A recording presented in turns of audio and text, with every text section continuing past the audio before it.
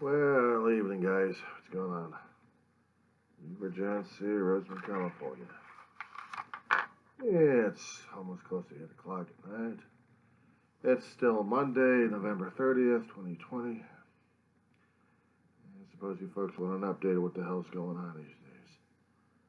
I look at the news these days and it still depresses the living crap out of me. COVID cases are getting out of hand. People are still griping and grumbling about it and blaming the politicians for it.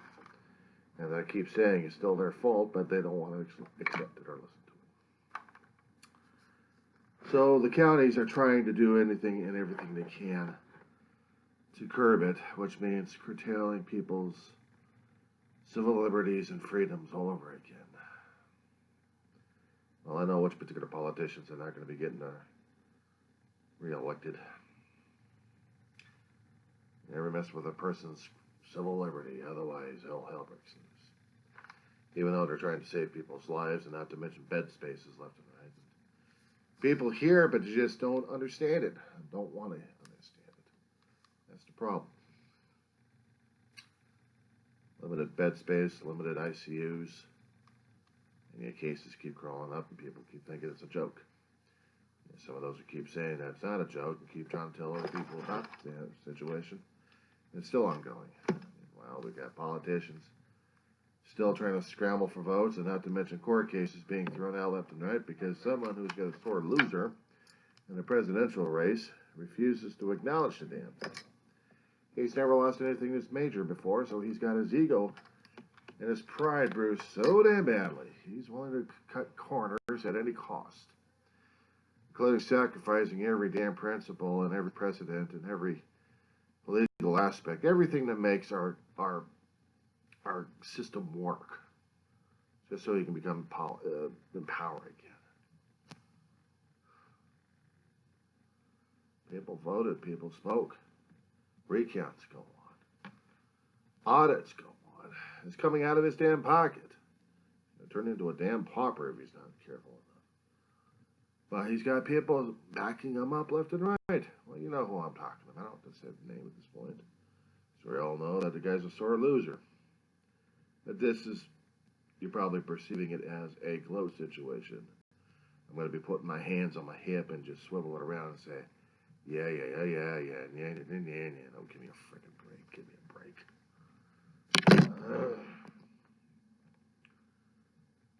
Never wanted this damn thing to happen in the first place like that, but a lot of people keep expecting it. People rubbing it into other people's faces that one candidate won is going to try to get something worked on so that hopefully we'll be able to stabilize our government, stabilize relationships. And the information concerning about where the bug actually started and how the controls are really breaking down in one particular country that got blamed for everything. Not to mention the information news reports. So how can we be trustful about the information overseas? Particularly with one particular company that we're dealing with commercial products left and right. There's an act out there, HR 6210. Don't ask me to pronounce the damn name on the damn thing, but it's concerning about forced labor. HR 6210 passed the House back in September. Introduced as a bill in March this year.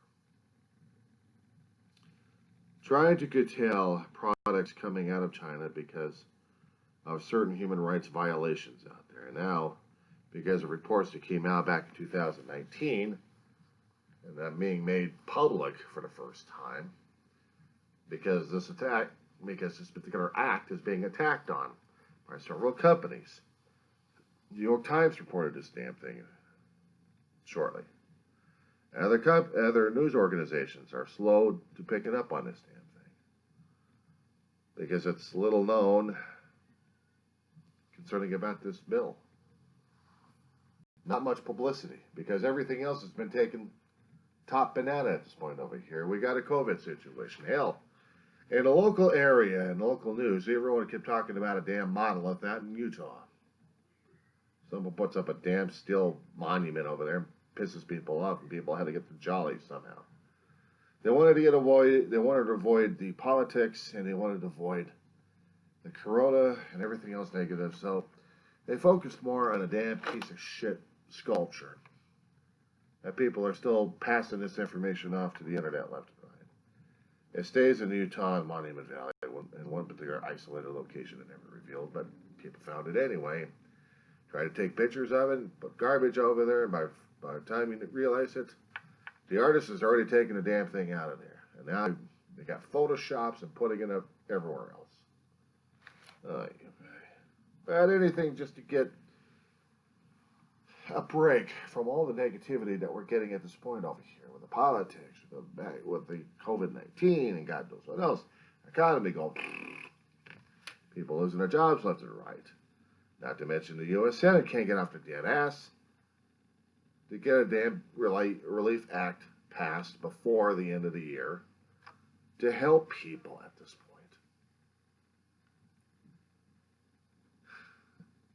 And we keep saying that 2020 was going to be our year. We said that last year.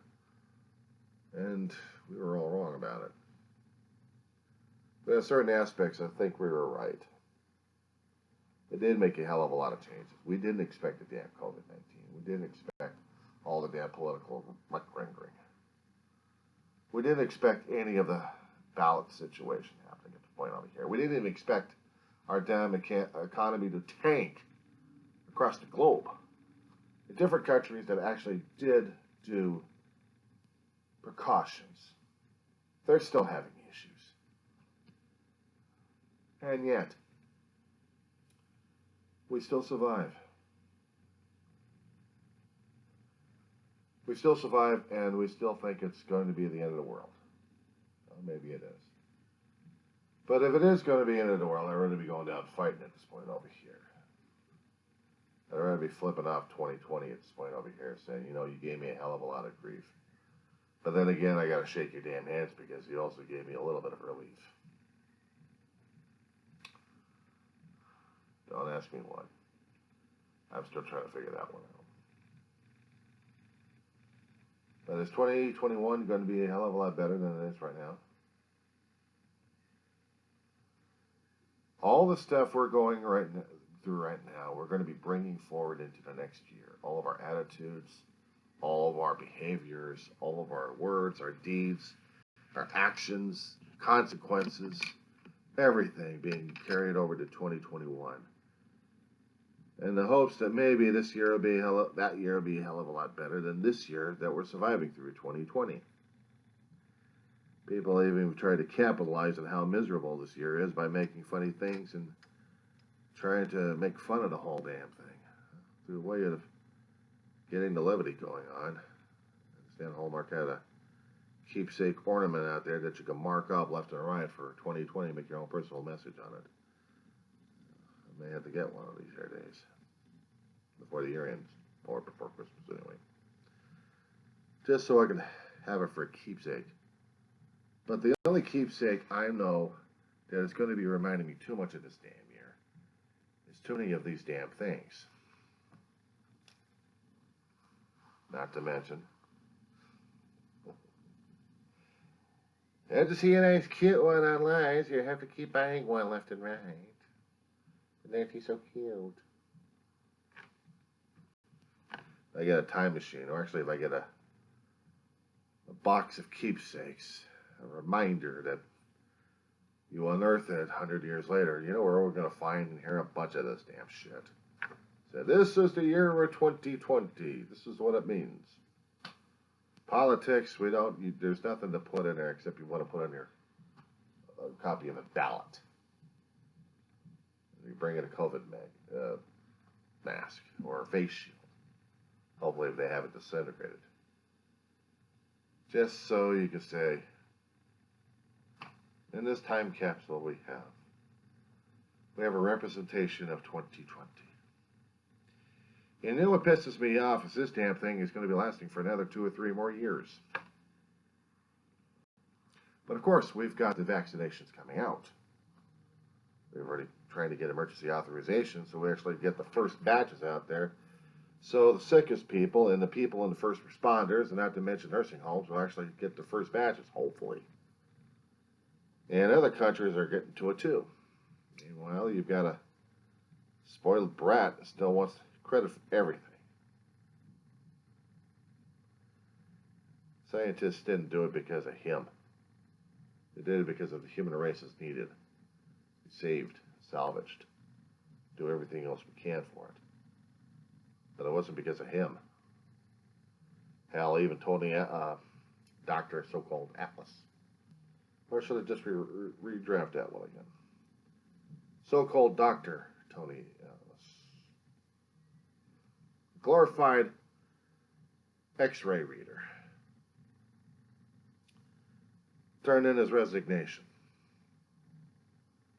How's that grab you? This guy's been spouting out theories left and right that don't even make sense, and the scientists and the doctors are like, is this guy for real? Yeah, he's a doctor in neuroradiology, whatever the hell that is. Basically, he's a cranium doctor.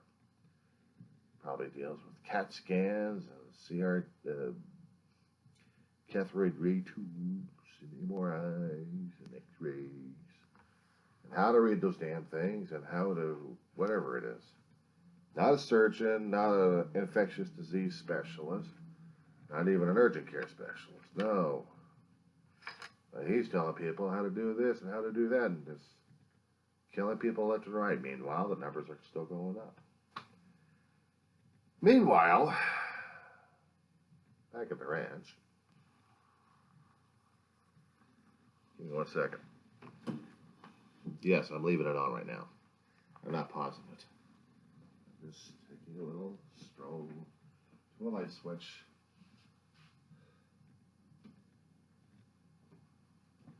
Okay. Now you notice the dimly lit area. For a reason. For a reason. This sucks, but it's the only thing that'll keep me going.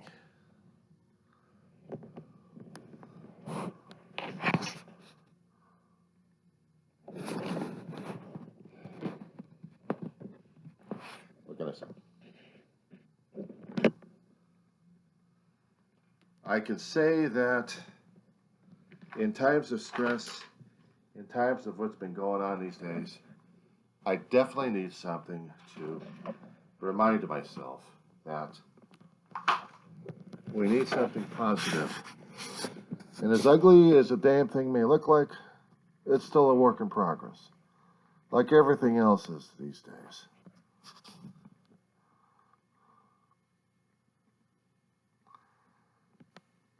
Yeah, music's not on, but it's a demonstration of what I wanted to see.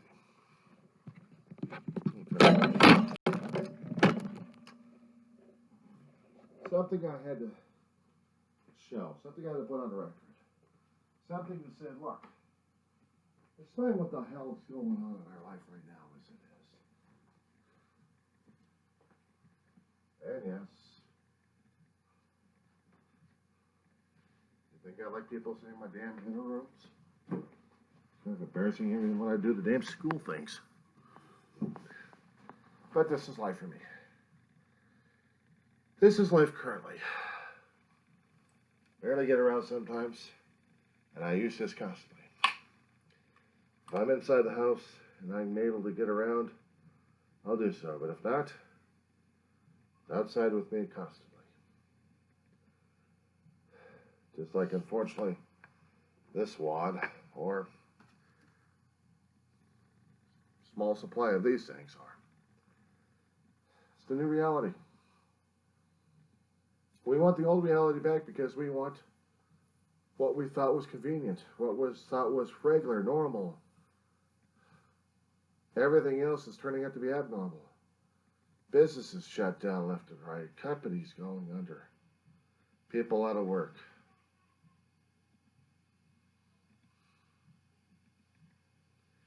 We need Christmas lights up. I need Christmas lights up.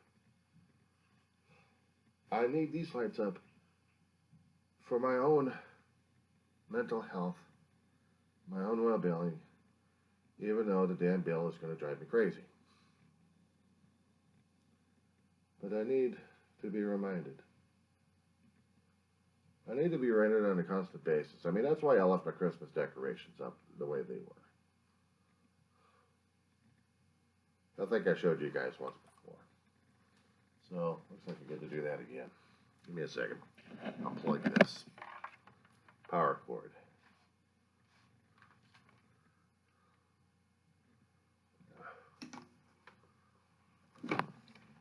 Hold on to that. Come on.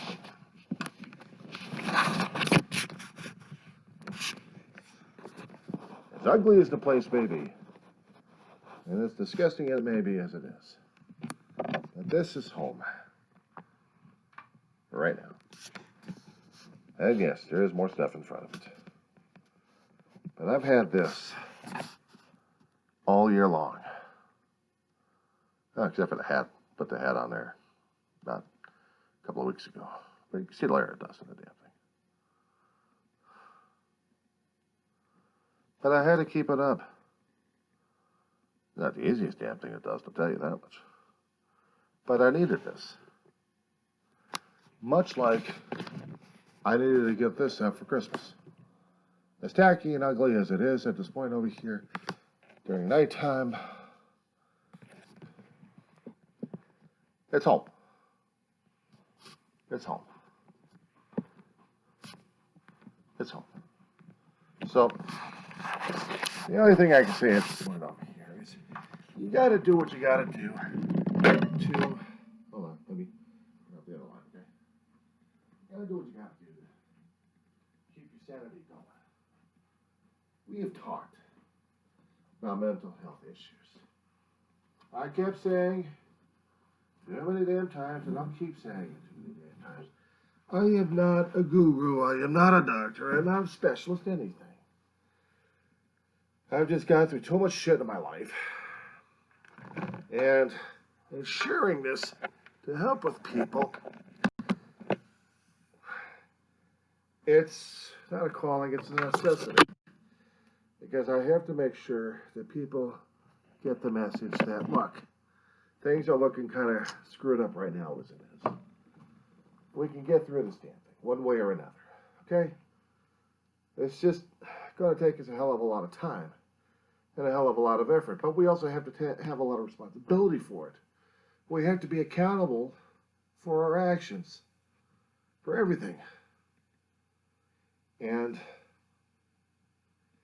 I can't blame people for what's happening.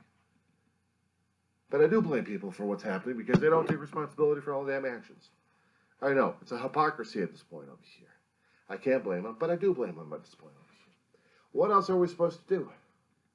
Blame the politicians for the damn bug to coming over here and scaring the shit out of us? And killing us left and right? The politicians and the doctors keep telling us, wear these freaking masks, social distancing, wash the damn hands. We can't even do that. People are screaming and yelling about the numbers going up because lousy beds are getting hard to find these days for emergencies because COVID patients are coming in and people keep saying, no, that's wrong. And then, I'm doing a circular logic at this point over here. Going back to the same point. How bad things seem. The problem is, they haven't had all the damn time. But it's life. It's life outside. This is life inside. This is life, period. Jimmy Stewart in the movie It's a Wonderful Life. The annual perennial. We all know the story. We've all watched the film too many damn times in our lifetime. But for some of those young people who still hadn't seen this film, a little background on the damn thing, if I remember correctly, about the film, just a little synopsis. A guy has a problem with life as it is, and he wants to check it all because things have gotten so damn hard. He wants to end his life, and he can't end his life, so he makes a bit of a wish thing. He wish he weren't born. But there was an angel that was going to take a place for his attempted suicide to freak him out. And somehow the angel saves his life but then shows him what the hell had happened if he was never born. And he sees the dramatic changes. He wasn't quite aware of all the things he's done in his life that added up to what things are before he tried to kill himself. And when he's shown all this, he decides he wants to live. Things revert back. Seems like nothing happened. And then everybody else in the town who hears of this poor guy's plight rallies to him. They're not friends. They're family. They're families that he's touched in more ways than he realized. And all of a sudden, the story, his angel had to get involved because he was trying to earn his wings, and if he saves George Baily's life, he'd get his wings. Well, he got his wings in the end. And George Baily realized that he has a wonderful life. He's got a wonderful wife. He's got kids. And the job may suck, but he's got friends, he's got family, and he wouldn't have it any other way. I know there's a hell of a lot to a more of the story, but the gist of it is, I mean, you have to look at everything else going crazy at this point over here. And then you got to take a look at the positive aspects that had happened and led up to the point where you're at. No matter how screwed up the damn thing is in the first place. Well, the problem is, when you're so down in the dumps, you need to get a kick in the ass to realize what's going on. And in the movie, It's a Wonderful Life, it's a kick in the ass. It's a perennial kick in the ass. I mean, it was made back in the 50s at this point over here. But it was demonstrated to people back then, including to now. God, what's it, about 70 years? 60 plus to 70 years, somewhere in that time period. How old's that film? And it's still relevant. It's still relevant. I want you folks to think about this.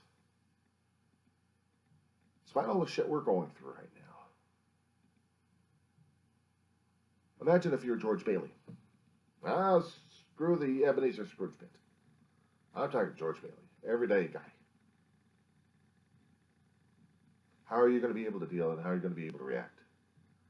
And if you can think back of all the things that's happened in your life leading up to the point, are you going to be grateful for it or are you still going to try to kill yourself at this point?